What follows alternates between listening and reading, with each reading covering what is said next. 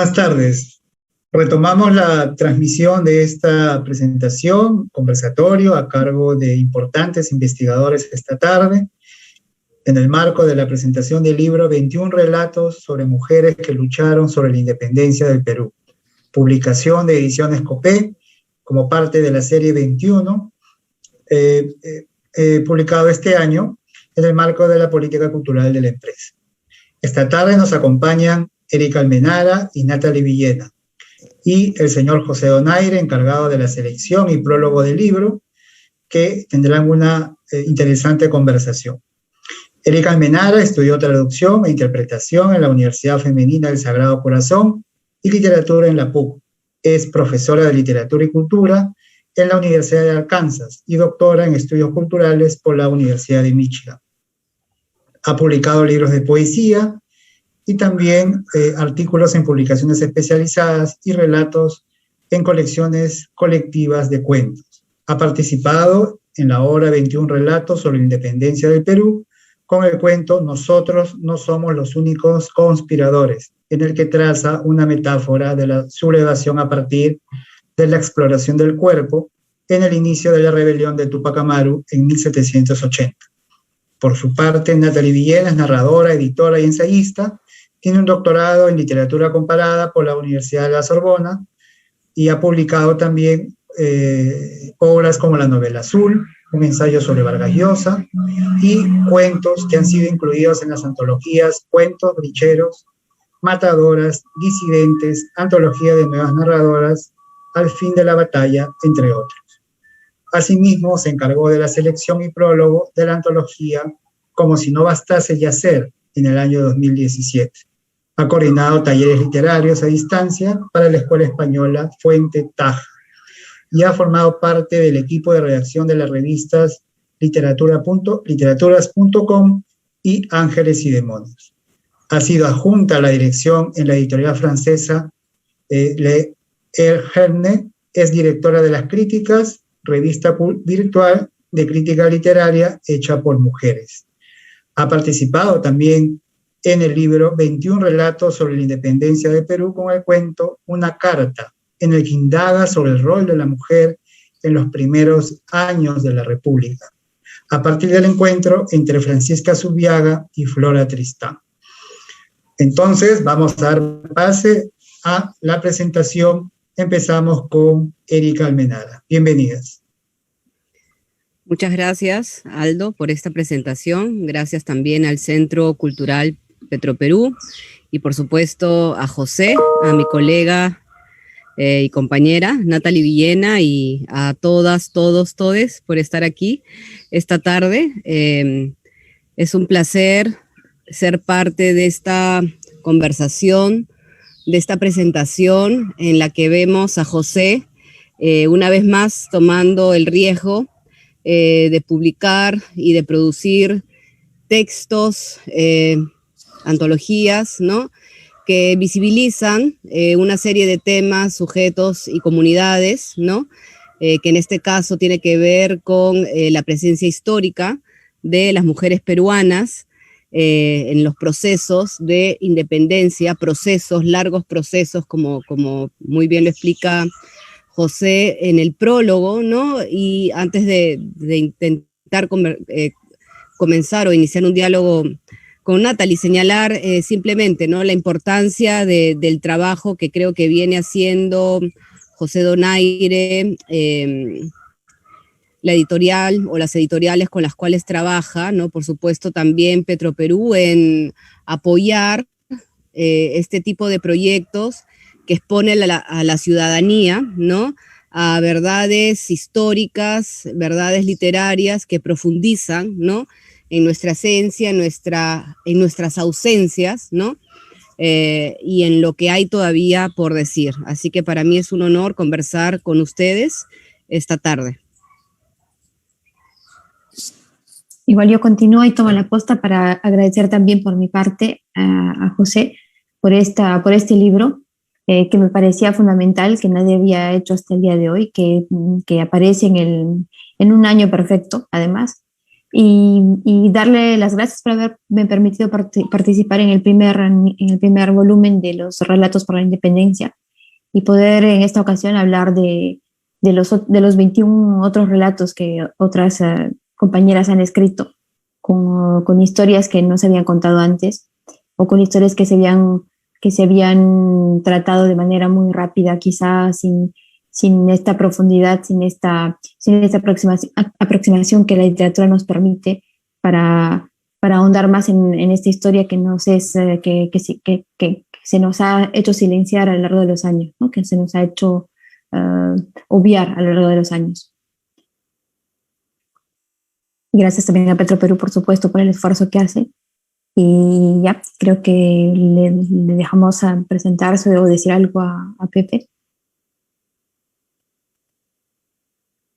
Bueno, solo me queda añadir que para mí es un gusto estar con ustedes aquí porque son un puente entre el primer volumen y el segundo, ¿no? En realidad, un poco empecé a ver la luz gracias a ustedes para diseñar este segundo volumen, esta segunda entrega. Y las autoras, que claro, son 21, pero en realidad son 22 porque hay un bonus track sobre un personajes no históricos, sino ficcionales, y que cierra el libro de una manera muy, muy particular, ¿no? Y sí, enfatizo en el tema de que es importante, pues, visibilizar a las mujeres, pero no solo mostrarlas, darle voz y más protagonismo. Esta historia recién empieza, ¿no? No es un mundo donde un sexo o un género predomine sobre el otro, sino hablamos de igualdad de oportunidades, de sueldos, de diálogos, de presencia, ¿no? Y este libro, de algún modo, me llena, ¿no? Y creo que, bueno, pues, contribuye en algo.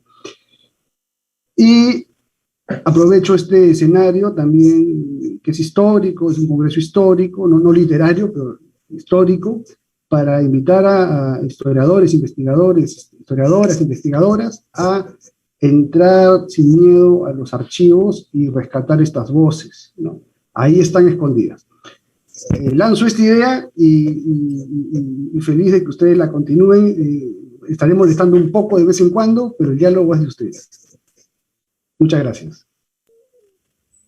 Gracias, José. De repente voy a saltar, y si me permites, Natalie, a continuar algo que está lanzado en el discurso de José, ¿no? Que estamos hablando de literatura e historia en un congreso abocado a la historia, ¿no? Tradicionalmente como la entendemos, y creo que este proyecto de libro, tanto como otros anteriores que ha preparado José, ¿no?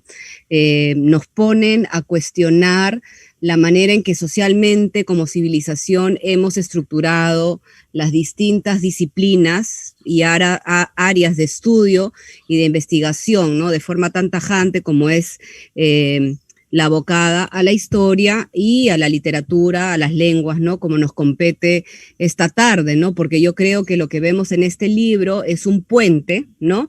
Entre dos disciplinas que suelen estar separadas, y que creo que este libro y las historias, ¿no? Que lo componen con sus diversas voces, distintas historias, ¿no? Nos invitan a de repente generar mayores diálogos, ¿no? Repito la palabra puente, entre estas dos disciplinas, ¿no? Porque de alguna manera pueden llevarnos a complementar o a complejizar, ¿no?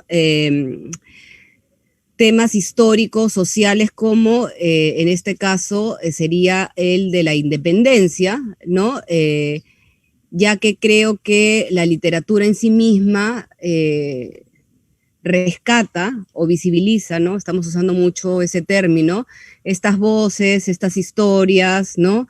Estas pasiones, estas rebeldías, como lo dice José en su prólogo, ¿no? Estas valentías que muchas de ellas han pasado imperceptibles o de repente no de manera tan clara en el discurso histórico, ¿no? Entonces, de repente podemos seguir comenzando a hablar por ahí, Natalie. ¿Qué te parece Me parece perfecto, me parece perfecto. Libro, ¿no? Que es histórico y literario a la misma vez, perdón. Exactamente, y justamente para completar esta idea que has avanzado, la de la compartimentación casi de terrenos, que hoy por hoy estamos felizmente entendiendo de otra manera, creo. También abunda en el sentido de lo que fue la literatura, por ejemplo, para Balzac, ¿no? Ya es esa frase tan conocida que dice que la literatura es la historia privada de las naciones, ¿no? De las sociedades. Entonces, sí, la literatura está también para rellenar esos huecos que el relato histórico no ha dejado ahí por diferentes intereses y porque sabemos que el relato histórico obedece a un deseo de fijar un cierto tipo de memoria de una cierta manera y está orientado también por subjetividades y por grupos de poder. Esa es la realidad. Entonces, frente a ese relato impuesto, porque casi es así, es un relato impuesto a lo largo de los años, la literatura puede darle la vuelta a este mecanismo que se pone en marcha y que nos fija en nuestras sociedades ciertas maneras de entender las cosas, ciertos modos de fijar lo sucedido, lo que ha pasado, y que las generaciones van asimilando como cierto, como absolutamente cierto, ¿no? Que tendrá una parte de verdad, pero no será toda la verdad, será una manera parcial, una mirada parcial. Entonces la literatura está ahí para justamente dinamitar estas ideas fijas y estas estructuras que se han ido estableciendo por el dominio, el poder de mucha gente, o de un cierto tipo, una cierta clase social incluso, ¿no? Ahí está la literatura para cuestionarlo, para fustigar estos relatos preestablecidos o fijos, ¿no? La existencia misma de este libro es una manera de fustigar este relato en el discurso histórico que hemos tenido, en lo que hemos recibido como alimento histórico, nosotras, yo misma en la escuela, nosotros mismos en la etapa en la que hemos asistido a las aulas, pues había un cierto modo de ver las cosas. Los personajes presentes, los principales personajes nunca fueron mujeres. Existían de manera un poco lateral como mujer de o colaboradora de, y se remitían a cinco o seis personajes que se repetían y se reiteraban. Con este libro no solamente podemos acercarnos a más de 21, sino también queda una lista todavía inmensa, larguísima por explorar y por investigar. De hecho, hay un llamado a que se investigue a unos cuantos de los cuales se puede tener mayores datos, y la última página de este libro nos hace una lista inmensa, que no es además exhaustiva, de personajes femeninos que fueron protagonistas, que fueron clave para poder marcar este día, esa época, ese año, digamos, en la historia del Perú, que no es un año de independencia, pero que es una suerte de recordatorio, diría yo, de una labor en la que estamos batallando incluso hasta el día de hoy, ¿no? Entonces tienes razón, Erika, en esta interpenetración que hay entre literatura e historia, que es a lo que tiende la historia también hoy, la historia más moderna, ¿no? Como se viene haciendo aquí donde yo vivo en Europa, la historia impregnada de literatura también llega más y mejor al público y a los lectores, ¿no? La historia impregnada de literatura puede tocar más profundamente incluso al lector que un texto desprovisto de alma, perfectamente documentado, pero desprovisto de ese aliento vital que la literatura puede insuflarle, ¿no? Quizá podríamos así continuar un poco. Sí, perdón, no escucho bien. No, pero bueno, no, sigue, te dejo a ti. No, pensando en lo que estás diciendo, ¿no? Me lleva a la idea de los lenguajes, ¿no? Que de repente la historia tiene su propio lenguaje y la literatura, ¿no? Otro tipo de lenguaje, y sin disminuir uno o el otro, creo que cada uno de ellos permite, ¿no? Plantear diferentes preguntas, diferentes detalles, ¿no? Que complementan, ¿no? El relato total, digamos, de nuestra existencia como como república independiente, si podemos llamar así al Perú. Entonces pienso en las consecuencias y en las aperturas, ¿no? En las fisuras que nos permite este libro literario, que si bien está concentrado en hablar, ¿no? En tocar el tema de la participación de las mujeres en los procesos de independencia, abre también el espacio para que surjan otro tipo de poblaciones o de subjetividades que históricamente tampoco han sido reconocidos, al igual que las mujeres, ¿no? Pienso, por ejemplo, en los pequeños, grandes levantamientos indígenas a los que varios de los cuentos dan tratamiento y que se suelen pasar desapercibidos porque siempre estamos repitiendo el gesto de recordar, enseñar, compartir la rebelión de Túpac Amaru, y ojo que no estoy restando importancia, por supuesto, a ninguno de estos, sino que dejamos de lado esas pequeñas otras historias, ¿no? Que son pues muy importantes, ¿no? Entonces, pensando en esas consecuencias, ¿no? Del texto literario, que si bien se abre desde la cuestión femenina, se abre, ¿no? A considerar y a dialogar, a una suerte de solidaridad, ¿no? Con otras poblaciones menos visibles.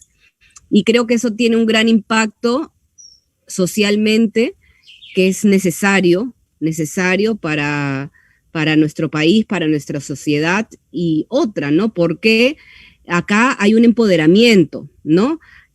Junto con la visibilización hay una manera de empoderar no solamente a las mujeres, sino también a la población indígena, a la población campesina, ¿no? Y darles otro relato de su propia historia, de su propio origen, de su propia relevancia en la construcción del Perú, que me parece muy, muy relevante, ¿no? Para pensar también otras formas de enseñanza, ¿no? De la historia, de la literatura y de nuestra realidad civil dentro del país. No sé si tú encontraste también eso, Natalie, aparte, ¿no? De salir de la centralidad de lo femenino y su participación, que aparecen también, ¿no? O otras poblaciones, otros grupos, ¿no? Sí, completamente. Y hay, el correlato de esto es el dibujo de una geografía de un país distinto también. Estamos acostumbrados a escuchar, a conocer el relato histórico de las gestas de la independencia, centradas en algunas ciudades, particularmente en Lima, pero gracias a estos textos y a esta manera de ir contando las diferentes maneras de organizarse en una suerte de resistencia constante, hay una geografía que se dibuja. Vemos que lo sucedido en la costa no es sino el resultado de luchas que han durado decenas de años en diferentes territorios del Perú, desde el sur del Perú, en el centro del Perú, en muchos pequeños poblados, en ciudades como el Cusco, como Arequipa, en Lima también, pero Lima ya es una aparición tardía frente a las luchas que se fueron gestando durante muchísimos años. Entonces hay este rediseño geográfico, digamos, de este relato de la independencia también, o cobra mayor fuerza lo que sucedió en otras regiones y en otros territorios peruanos. Eso también me parece que colabora a lograr este empoderamiento del que has hablado ahora, ¿no? El sentirse parte de esta lucha por la independencia, que desde mi punto de vista no ha terminado, que seguimos llevando, en la que seguimos trabajando todos nosotros de distintas maneras, pero que en aquel momento, en 1821, tuvo uno de sus puntos álgidos, pero que no ha terminado todavía, ¿no? Y no fue tampoco en aquel momento en el que esas luchas llegaron a su pico, digamos, ¿no? Entonces hay esto, sí, efectivamente, y hay una valoración de todo lo que sucedió antes, que ha sido tratado de manera muy lateral o restando la importancia. Esto me parece fundamental. Otro de los aspectos que me pareció interesante fue el tratamiento de la idea del heroísmo, ¿no? Cuando el heroísmo está visto como un despliegue físico, hay toda una serie de intervenciones o de maneras de luchar por la independencia que quedan silenciadas o dejadas en un segundo plano, ¿no? Entonces nos iba a preguntarnos qué es el heroísmo, de qué manera concebimos un héroe o una heroína, ¿no? Cuáles son las actitudes o las maneras de enfrentarse a la dificultad o a la lucha por la libertad que nos hacen, que convierten a un individuo en un héroe, ¿no? De qué manera cuál es la idea del héroe, cuál es la figura del héroe hoy. Y esto me ha parecido muy bonito en este libro, porque el heroísmo ya no está orientado a la cuestión física, sino más bien a toda una serie de estrategias que se van desarrollando y toda una serie de puestas, de valoraciones de circunstancias y de situaciones en las que se encontraban esos protagonistas para poder explotarlas en favor de un ideal, ¿no? De la búsqueda del logro de un ideal. ¿Te parece a ti eso interesante o distinto de lo que pudimos leer en el volumen en el que estábamos incluidas nosotras, Erika? ¿Crees que hay alguna diferencia? Yo creería que encuentro presente la misma particularidad de la cual estás hablando, ¿no? De la construcción del héroe y la heroína de una forma que a mí como lectora, no voy a hablar como creadora, sino como lectora, me acerca mucho más a lo que me están narrando estos textos, ¿no? De repente por el hecho de ser mujer, y no me voy a poner en cuestiones esencialistas de género porque no creemos en ellas, pero sí, digamos, de repente por eso me siento especialmente interpelada con este segundo volumen, ¿no? Porque hay una lucha compartida, ¿no? Por ganar derechos, ¿no? Y espacios que ya ha mencionado José, ¿no? Y que dan para pensarse y abrirse desde este particular texto, pero lo quería mencionar escuchándote, ¿no? De la construcción del héroe, de la heroína, es que estos textos literarios no me colocan a mí como un sujeto que está fuera leyendo algo que sucedió en el pasado, sino que creo que estos textos al leerlos me hacen sentir que yo soy parte, ¿no? Que si bien esto pasó hace casi 200 años, tiene una relevancia en el presente y que dentro de esa relevancia estoy yo también involucrada, ¿no? Y también lo que sí veo muy particular de este texto es una suerte de deformación de la idea del heroísmo y del éxito, porque vemos en estos cuentos historias de mujeres que intentaron, que arriesgaron sus vidas, que perdieron sus vidas, que recibieron violencia, ¿no? Buscando una liberación y que a veces no lo logran, ¿no? Que mueren en el intento, pero no por eso son menos heroínas de aquellos que y aquellas libraron batallas que llevaron a la independencia, ¿no? Entonces, también creo que nos hace repensar en el valor que tiene el intento, ¿no? La lucha, la pérdida de la vida, ¿no? El exponer tu cuerpo también, ¿no? A latigazos, a bajámenes sexuales, psicológicos, ¿no? En pro de un ideal que es otro de los discursos o narrativas que nos está dando este texto, ¿no? Y que lo dijo José también al inicio de esta conversación, y que es que no se dio la independencia en un día o en dos o en un mes o en un año, sino que es una suma o fue una suma de intentos de cuerpos indígenas, femeninos, masculinos, seguro trans y homosexuales que por supuesto no aparecen en los archivos de la historia, ¿no? Y que cada decisión, que cada acción, ¿no? Al final sumó para que se llegara a lograr esta independencia, ¿no? Entonces es algo que rescato muchísimo porque nos hace cuestionar definiciones, ¿no? Definiciones y valoraciones de conceptos importantísimos que usamos hoy por hoy. Otro de los aspectos que me ha resultado bien interesante es el hecho de que la de que el amor está presente, que el amor es un motor, pero no es el amor romántico, ni el amor, ni siquiera tanto el amor de familia, es el amor por la libertad, puramente. El amor por la libertad que se traduce en amor por el deseo de la independencia, pero es este amor por constituirse como un individuo aparte, completamente, ¿no? Un individuo entero en la sociedad. Y es una cosa muy, muy linda porque hay un rechazo tácito, claro, de cualquier estereotipo. Hay incluso cuentos en los que los estereotipos están duramente criticados. Hay uno, por ejemplo, en el que se hace una entrevista a Manuelita Sáenz. Hay un personaje que va a entrevistarla y que en la entrevista, en lugar de abordarla, de hacerle contar su historia como protagonista de la independencia, inmediatamente yerra y le dice, le pregunta por su relación amorosa con Simón Bolívar.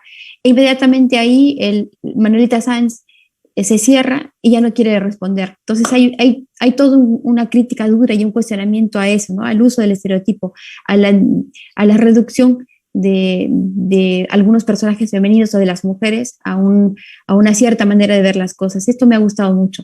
En algunos textos ha sido abordado de manera frontal y crítica, pero en muchos otros aparecía el tema del amor totalmente tratado de un modo inesperado y distinto, y era ese, ¿no? El amor por la libertad, lo que me resultó como, no sé, como punto de intersección general, el punto en común que se iba repitiendo, ¿no? Esta lucha contra el estereotipo se ha notado, se nota en cada uno de los textos, que no es ni siquiera forzada, es ya una cuestión incorporada en cada una de las escritoras, ¿no? Me ha parecido súper interesante. De acuerdo, que creo que es otra de las consecuencias, como dices, ¿no? Paralelas de este texto, que radica en cuestionar o desestabilizar la noción del amor romántico, ¿no? Sino que nos enseña que el amor también puede ser un ejercicio que va de la mano por la realización de un proyecto, ¿no? Ya sea entre compañeras. Entonces en ese sentido también salta la cuestión del género, ¿no? Y si quieres la sexualidad, porque nos permite pensar el amor como un proyecto común que se puede dar entre una tía y una sobrina, como lo narra uno de los cuentos, que se puede dar entre un varón y su amante, ¿no? Que se puede dar también entre dos amigas, que se puede dar en una pareja, ¿no? Y que está muy ligado a la libertad, claro, como has dicho, ¿no? Y que es un amor apasionado, ¿no? Que se sale de lo romántico, donde, como tú dices, es de por sí ya un estereotipo, pero que a la misma vez da pie a la creación de otros estereotipos, ¿no? Entonces también leer estos textos es también entender otras formas de amor que se vivían y se practicaban en el Perú de hace 200 años, ¿no? Que partía por una lucha, por un objetivo común de libertad, como lo ha dicho también Natalie. Y yo de repente voy a cometer un error de hacerle una pregunta a José, porque tengo dudas, ¿no? De cómo tú, para mí tienes un proyecto, ¿no? Porque, es decir, has publicado una serie de textos y no necesariamente tenemos que hablar de ellos, sino pensar y dialogar, ¿no? De repente, ¿qué es para ti este libro y cómo dialoga con esos otros textos que tú has publicado, como Sexo al Cubo, como por supuesto el libro anterior de 21 relatos, porque yo veo ahí una línea, ¿no? Una línea que se aproxima a diferentes prácticas, diferentes voces, diferentes poblaciones y subjetividades que no aparecen, que no se registra, ¿no? En el discurso o la narrativa oficial, ya sea la histórica, ya sea la política o de otro tema, ¿no? Es decir, ¿por qué te importa hacer esto a ti, José? ¿Por qué este libro ahora? La verdad es que lo sé y no lo sé, ¿no? Intuyo una respuesta.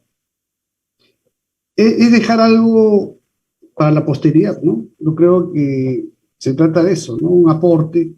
No me interesa repetir fórmulas a partir de estudios de mercado, sondeando el gusto, lo que está de moda. la literatura del padre, en fin, eso está muy bien, y hay gente que lo está haciendo, y hay editoriales que apuestan por eso, y tienen que vivir, ¿no? Pero en la medida de que yo ya no tengo jefes, supuestamente,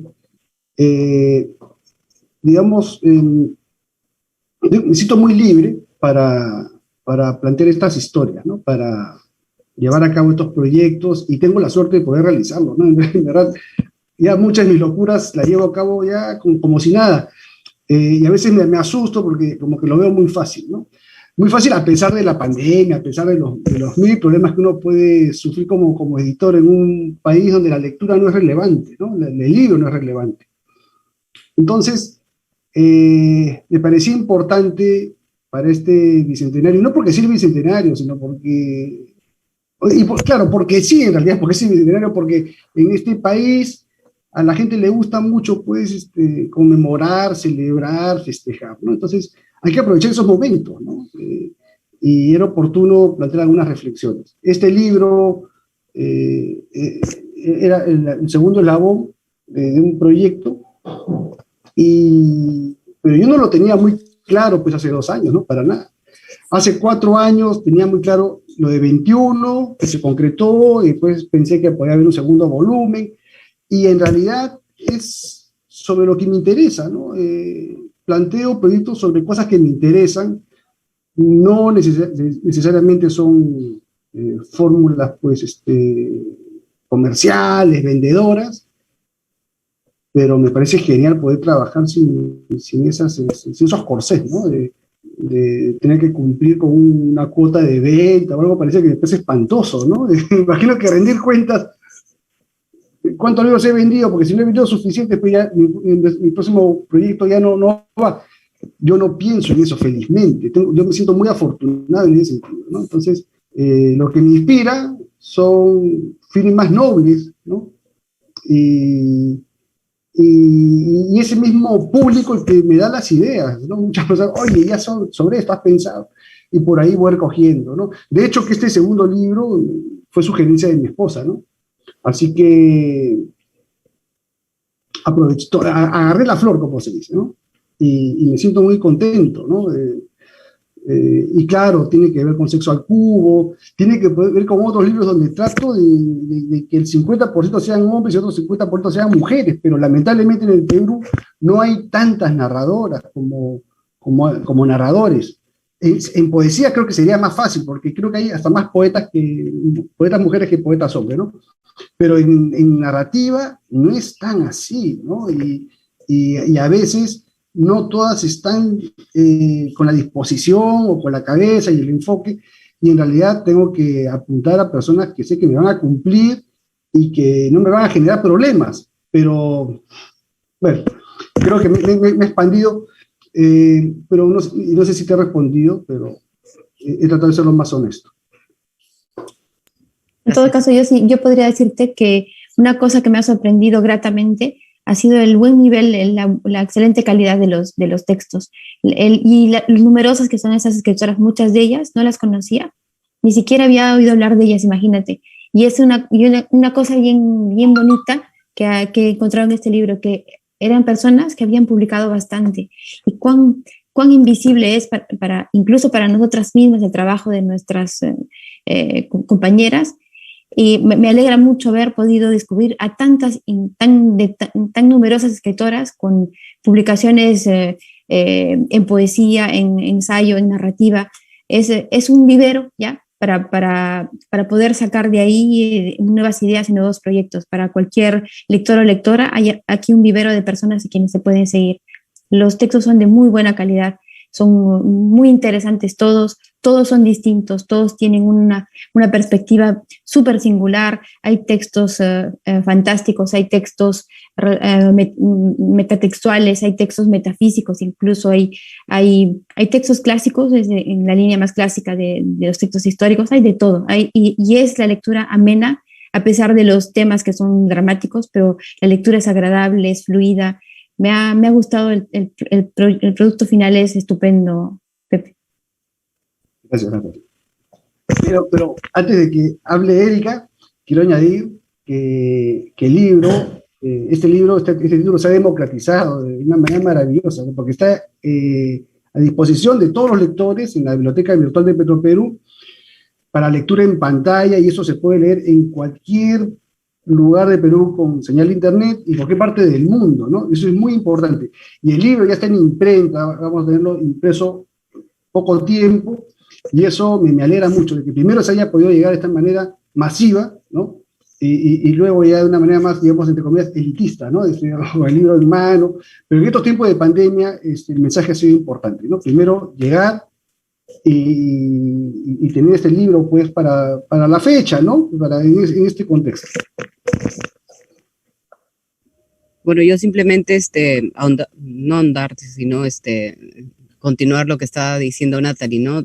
Sobre la calidad narrativa de los textos, ¿no? Que se ve que muchos de ellos también han hecho un trabajo de investigación profundo, ¿no? Que algunas han trabajado más con la ficcionalización, todo es ficcionalización, ¿no? Pero digamos que hay varios de los textos que se distancian más, ¿no?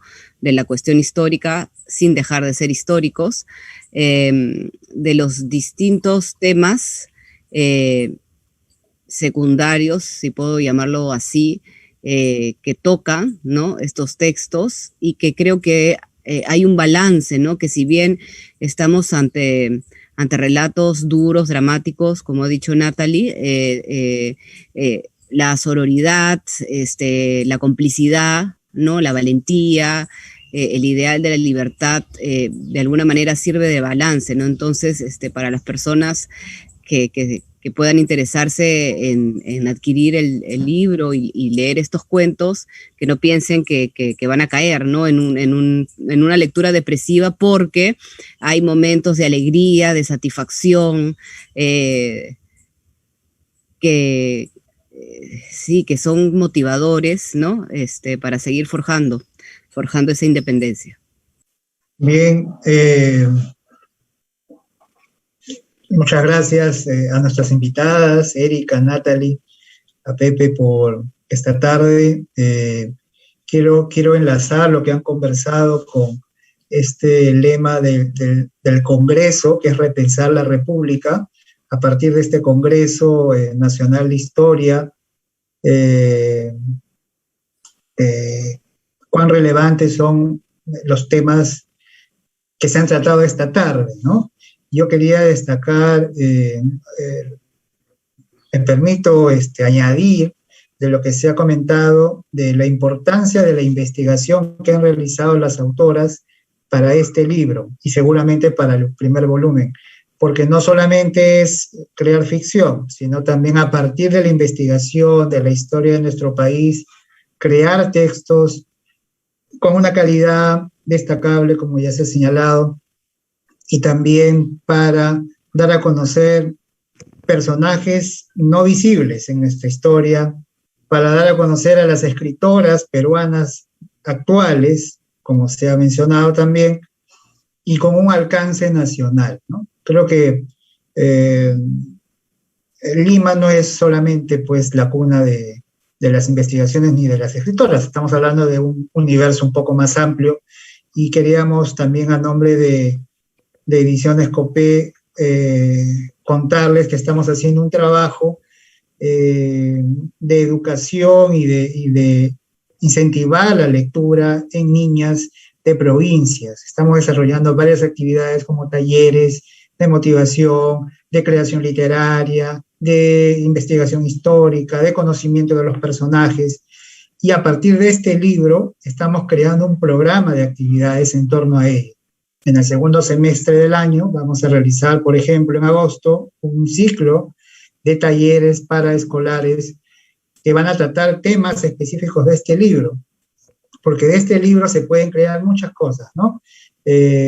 También vamos a tener un programa de actividades y conversatorios que van a debatir sobre los personajes históricos de este libro, y vamos a continuar invitando a las autoras, y qué mejor idea la que tuvo Pepe de invitar esta tarde a dos autoras que han formado parte del primer volumen, que también forma parte de esta serie, ¿no? Y yo creo que Ha valido la pena escucharlas esta tarde. Erika, Natalie, les agradezco nuevamente, y a Pepe por los aportes. Y invitar a los que nos siguen en esta transmisión a que lean el libro, busquen el libro. El libro está alojado en la biblioteca virtual de la empresa, pueden leerlo de manera libre, y las próximas semanas va a estar ya en librerías para que lo puedan adquirir también de manera impresa. Este libro también va a ser distribuido a bibliotecas a nivel nacional y a nivel internacional. Es un aporte que está haciendo la empresa Petroperú en el marco de su política cultural. Finalmente, quiero agradecer a todos los que nos han seguido en la transmisión y invitarlos a las siguientes actividades culturales que desarrollamos en nuestras redes sociales. Muchas gracias. Gracias por acompañarnos. Gracias. Así es. Muchas gracias.